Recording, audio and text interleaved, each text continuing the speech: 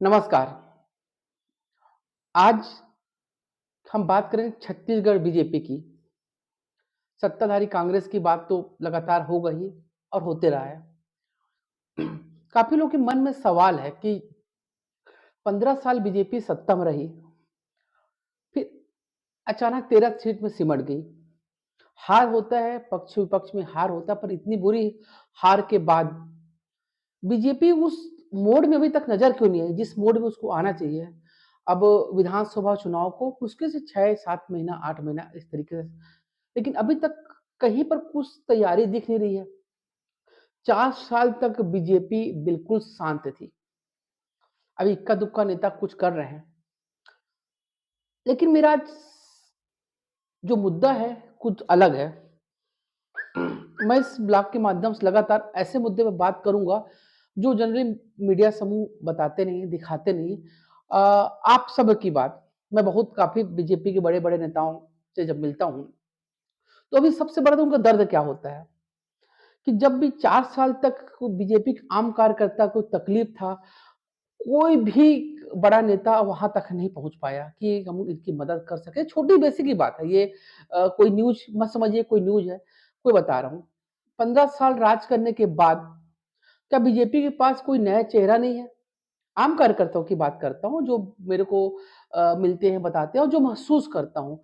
क्योंकि जो पुराने नेता हैं, उनके भरोसे का बीजेपी सोचती है या बीजेपी गलतफ़हमी है कि हम ये विधानसभा चुनाव को निकाल सकते हैं। तो मेरे को लगता है कि बीजेपी छत्तीसगढ़ में गलत साबित होगी। उसका कारण बता रहा हूँ।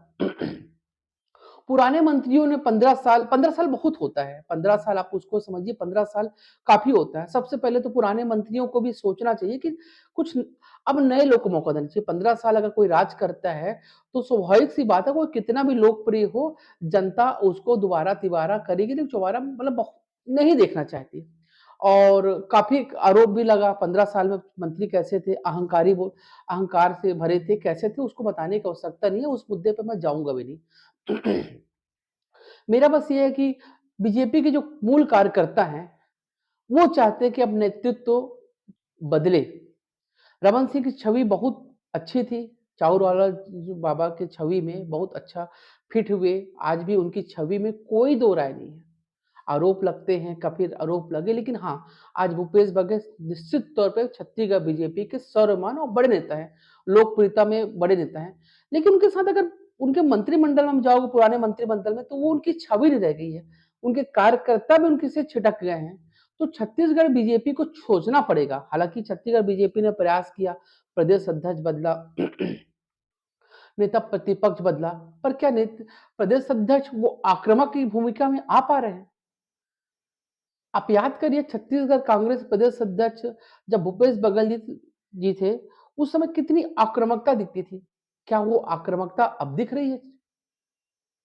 बीजेपी के कार्यकर्ता निराश हैं, हतोत्साहित हैं। क्यों उनमें जान नहीं फूँका जा रहा है? कि क्यों कोई ऐसा नेता तैयार नहीं है या नेता तैयार हो नहीं पा रहा है, या क्या कमी है छत्तीसगढ़ बीजेपी को, इस चीज़ में सोचना पड़ेगा। आज मेरे को ये कहने में बिल्कुल संकोच नहीं है कि भूपेश बघेल निश्चित तौर पे लोकप्रियता के घोड़े में सवार हैं और मुख्यमंत्री भूपेश बघेल आक्रामक छवि के नेता हैं। आपको आक्रामकता से उनकी जवाब देनी पड़ेगी। लेकिन क्या कोई आक्रामक नेता है? आप किसी आम कार्यकर्ता से पूछिए कोई को, तो वो ये नहीं बताया गया पाएगा बीजेपी प्रदेश अध्यक्ष कौन है? क्यों? एक तो बीजेपी में गुटबाजी बहुत हावी हो चुकी है। हाँ, अनुशासित पार्टी है, दिखती नहीं, बात अलग है, लेकिन वो सब जानते हैं। तो बीजेपी के लिए जो मेरा सोच है, शीर्ष नेतृत्व को आगे आना पड़ेगा। हालाँकि शीर्ष नेतृत्व का दिख रहा है, कोशिश दिख रहा है। स्मृति ईरानी अभी कुछ समय पहले आई थी, अमित शाह पहले आए थे, जान फूँक रहे हैं। लेकिन कब तक शीर्ष नेतृत्व के भरोसे आप बैठे रहेंगे? यहाँ के नेता कहाँ हैं? बड़े-बड़े मुद्दे 4 साल में हुए, एक भी नेता नहीं दिखा। बीजेपी के मूल कार्यकर्ता लड़ रहे हैं, सड़क में लड़ रहे हैं, जेल जा रहे हैं। आप बड़े कार्यकर्ता कहाँ पर हो? बड़े नेता कहाँ पर हो? सिर्फ़ सत्ता सुख के लिए आप नेता बने? जनता आप पे विश्वास क्यों करे? आपके बीजेपी मूल कार्यकर्ता विश्वास क्यों करें? अब आपको समझना हो पड़ेगा कि अब बड़प्पन दिखाने का समय है। अब नए लोग को मौका दीजिए, यूथ नेतृत्व को मौका दीजिए, हर चीज़ में एक नए नेतृत्व को मौका दिया जाता है। नए लोग की सोच अलग होती है, तो आप मार्गदर्शन होकर रहिए, बड़े घर में बड़े बुजुर्गों का हमेशा सम्मान रहता है। मैं किसी पार्टी का कार्यकर्ता नहीं हूँ, एक